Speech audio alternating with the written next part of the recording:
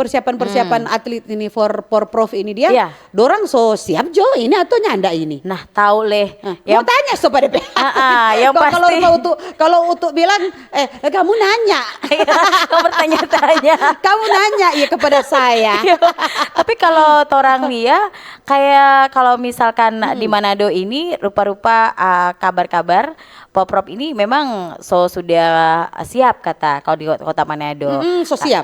Karena dari DP hotel, penginapan, semua kita dengar-dengar tadi tuh di berita semua siap kata. For atlet-atlet jangan lupa karena ini musim hujan. Betul. Musim hujan. Jaga kondisi. Musim angin. Jadi tetap mesti jaga tuh kesehatan. Mesti jaga tuh kesehatan. Tidur cukup, tuh istirahat cukup, makan makanan yang bergizi, makanan teratur, 4 sehat 5 sempurna. Dengan satu le jangan suka berpontar-pontar dulu. Iya. Jaga tuh kondisi. Oh, DP pelatih semua. Sini. Mau jalan ke mana? Mau jalan mana? Sejam tidur.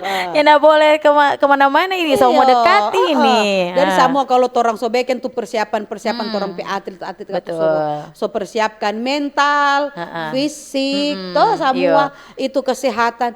Jangan lupa berdoa. Nah, itu dia. Jangan lupa minta pertolongan pada Tuhan. Mau bertanding toh jangan mengandalkan kekuatan sendiri.